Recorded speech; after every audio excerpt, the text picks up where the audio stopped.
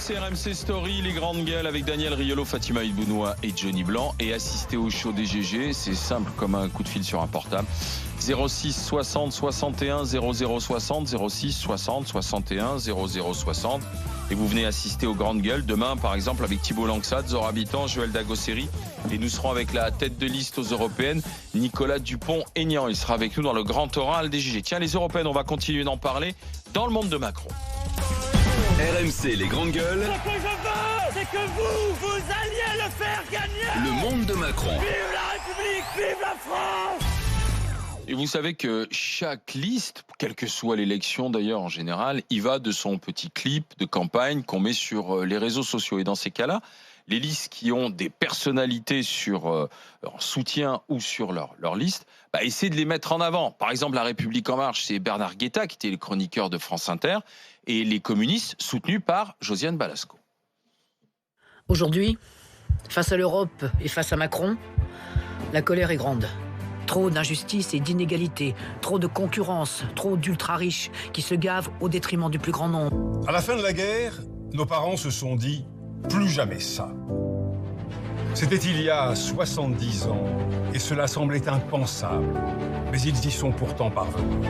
Alors aujourd'hui, à notre tour de marcher vers de nouveaux horizons, à notre tour de choisir. On a pris deux listes emblématiques, le Parti communiste et La République En Marche. Mais est-ce que ça fonctionne? Ça, c'est toute la question. Balasco, c'est un vrai engagement, puisqu'elle a même publié la semaine dernière dans l'Humanité, dans le journal L'Humanité, une tribune pour expliquer son soutien à Yann Brossa. Elle explique que Yann Brossa, c'est la gauche populaire, c'est pas la gauche populiste. C'est pour ça qu'elle soutient le Parti communiste plutôt que la France insoumise. Ça rejoint un peu ce qu'on a dit tout à l'heure. Balasco, elle a toujours été de gauche. Elle a soutenu François Hollande en 2012. Elle soutient le Parti communiste. Elle soutient pas Raphaël Glucksmann. Là, c'est gauche géométrie variable, parce que c'est PS, c'est social-démocrate, c'est communiste. On a du mal à se retrouver. Hollande, c'était pas très clair non plus en 2012, puisqu'il voulait à la fois nous expliquer que son ennemi. On pouvait. C'est ce que je suis en train de te dire. Hollande, c'est social-démocrate, donc elle le soutient. Non. Hollande en 2012, il n'est pas social-démocrate, il veut s'attaquer au marché. C'était la finance. Excuse-moi. Hollande en 2012, c'est Che Guevara. Et après, ça devient Tony Blair. Donc après, ça devient Tony Blair. Mais si toi, tu y as cru, d'accord. Moi, je sais pas. Moi, quand un homme politique me dit mon ennemi, c'est la finance, non, mais je vais surtaxer les riches. Faut pas le dire. Tu crois pas quand il le dit? Ah bon, c'est un menteur, François Hollande? Non, mais quand il le dit, tu sais très bien qu'ensuite. Je pense que Balasco, tu sais très bien que le PS a quitté cette voie depuis très longtemps. En tout cas. Quand il dit ça, je peux penser que Balasco, qui me semble être sincère, je la connais pas, elle peut y croire. Et puis finalement, si le but était de dire qu'elle est tombée dans le panneau, oui. Il y en a visiblement, il y en a d'autres qui sont tombés dans le panneau avec Hollande. Elle est quand même passée d'une certaine gauche à une gauche bien plus extrême. Alors qu'elle dit qu'elle a toujours été communiste et elle vient du communisme. Donc bon, après, là finalement, elle est plutôt cohérente, même si Brossa, il est plus communiste de terrasse de café parisien. C'est pas un communiste. Plus communiste bobo que vrai communiste. Enfin bon, visiblement, ça plaît à Balasco. Si elle a envie de le soutenir, qu'elle le soutienne. Elle a toujours été sincère dans cette engagement. Je pense que c'est vraiment pas leur place. Je pense qu'effectivement, si un artiste est sur un plateau interviewé, qui dit sa façon de penser, son sentiment, pourquoi pas. Mais je veux dire que ce soit affiché en tête de clip. Moi, je pense quand même que surtout quand je vois le discours que tient Balasco aujourd'hui, je sais pas si les artistes sont les mieux placés en France pour parler du partage des richesses, quoi. Voilà. Ils payent beaucoup d'impôts aussi, Je m'en fous complètement. Ah bon, dire un truc qui paye beaucoup d'impôts, c'est une chose. Quand tu vois ce qui te reste, excuse-moi, je pense pas quand tu vois le principe communiste du partage, je suis pas persuadé que les artistes français sont les mieux placés pour parler de ça. C'est tout. Donc moi, je suis désolé, quand on me parle de sincérité, Fatima, ça me fait un peu sourire. On peut être riche et de gauche, non? Oui, mais on peut tout faire, tout. On peut même être pauvre et de droite, pas un problème. Ah oui. Je pense que ça a fonctionné avant. Le côté la star, vraiment la star, la personnalité fédératrice qui va attirer du monde. On jouait sur le désir mimétique ou désir triangulaire. C'est Girard qui a travaillé sur ça, René Girard. Comme dans la pub, on va acheter un produit parce que on admire quelqu'un, la personne porte le produit, donc on va avoir du désir pour ce produit, désir triangulaire. Donc ça fonctionnait. Moi j'ai l'impression que ça fonctionne plus du tout. Que maintenant, aujourd'hui, le fait qu'une célébrité nous dise votez pour tel parti, ça ne va pas nous donner forcément l'envie de voter. Personnellement, pas du tout. J'aimerais, s'il y a des personnes que ça influence, vraiment appelez ou écrivez-moi sur Twitter ou sur Facebook pour me dire, moi, ça vraiment, j'ai envie de voter pour telle ou telle personnalité, parce que vraiment, j'ai l'impression, j'ai jamais vu ça autour de moi. Donc, ça n'a jamais marché, moi, je pense. Ça marchait peut-être plus avec les stars, la star telle qu'on l'entendait avant, peut-être. Et en plus, alors après, je me suis dit, pourquoi ils les utilisent? Peut-être pour un truc plus insidieux, le côté, la voix familière, la voix qu'on connaît.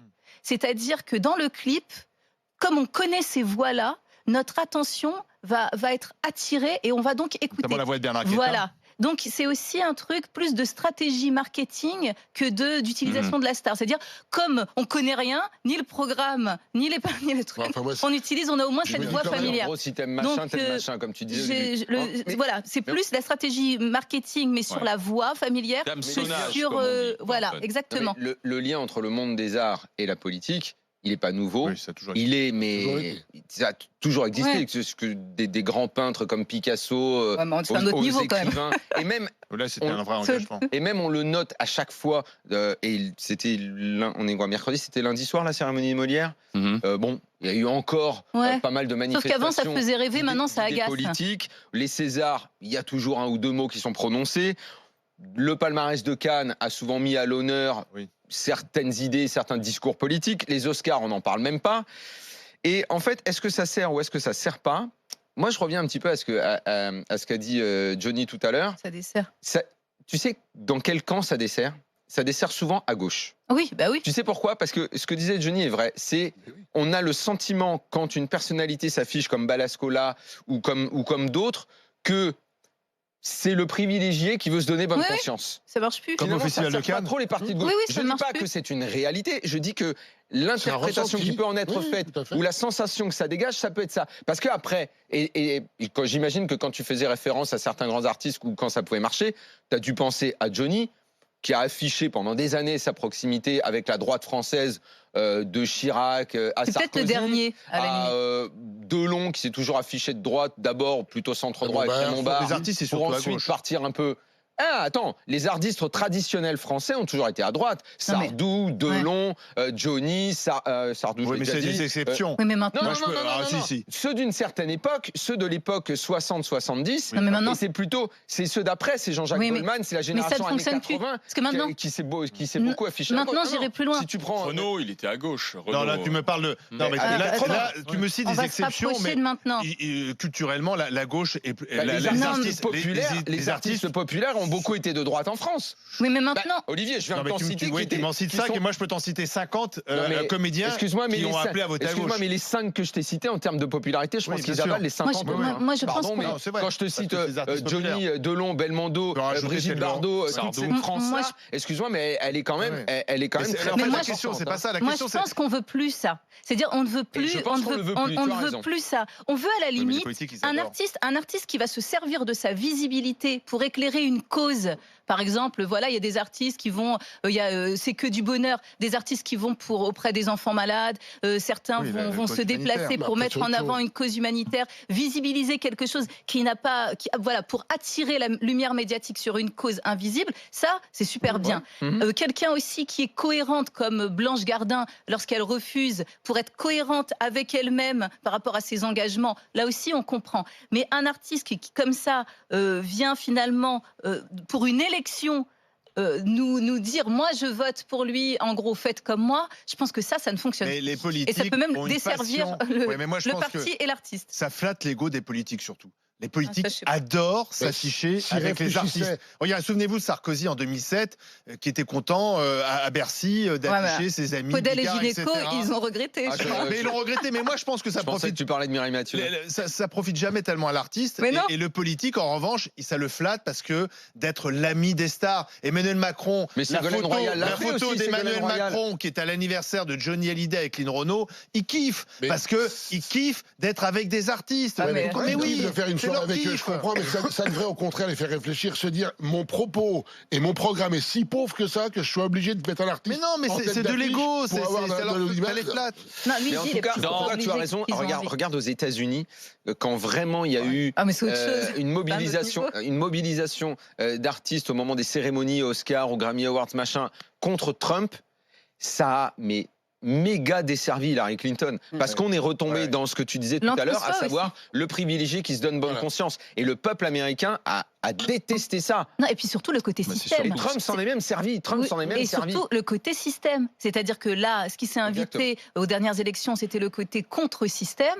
Donc, avoir des artistes, on ne voyait pas l'artiste, on voyait un système, un entre-soi, des privilégiés, une élite d'une certaine manière, qui voulait préserver un système. Donc, effectivement, c'était contre-productif. Dans le monde de Macron, petit focus sur la ville de Strasbourg qui va essayer de mettre en place une nouvelle tarification dans les cantines scolaires à la rentrée de septembre. L'objectif, c'est inciter les enfants et les familles à consommer végétarien.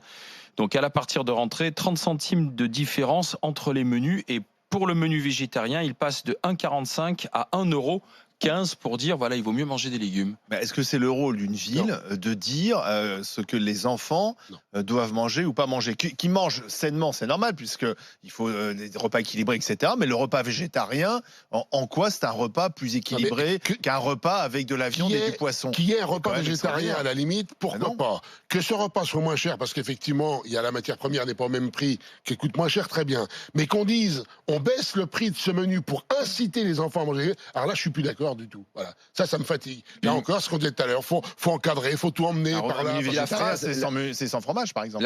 La phrase me semble... Non, c'est pas végétalien, c'est végétarien, donc tu peux manger du fromage. Mais la phrase... Je ne sais pas, je la trouve un peu, ou alors c'est moi qui la lis mal, qui interprète mal, mais inciter les enfants qui le souhaitent. Inciter les enfants et les familles à consommer végétarien. Mais on t'incite comment? On te force un petit peu avec une réduction. Oui, mais est-ce qu'on... Et quand tu dis l'incitation économique, au bout d'un moment, ça devient presque vas-y, fais une injonction. Et moi, ce qui me gêne, c'est presque un geste un peu politique quand même. Et qu'on pousse un enfant à manger là. Et alors là, ça s'ajoute. C'est très à la mode de le dire, mais néanmoins on est à mort dedans. C'est les fractures françaises. Mais là, dans cette cantine, alors j'ai noté, il y a le menu standard, le menu halal, le menu sans porc et maintenant le menu végétarien. C'est repli identitaire toujours plus grand de tout. On est en train de morceler de plus en plus les communautés et les gens. Il y aura le repas végan après l'année prochaine. Alors en un mot, proposer oui, inciter non. Voilà. Chacun fait ce qu'il veut. Non, mais proposer oui, inciter non. Moi, ce qui me gêne, c'est le inciter. Surtout que, effectivement, ça n'a pas de sens. Inciter ceux qui le souhaitent. Bon, s'ils le souhaitent.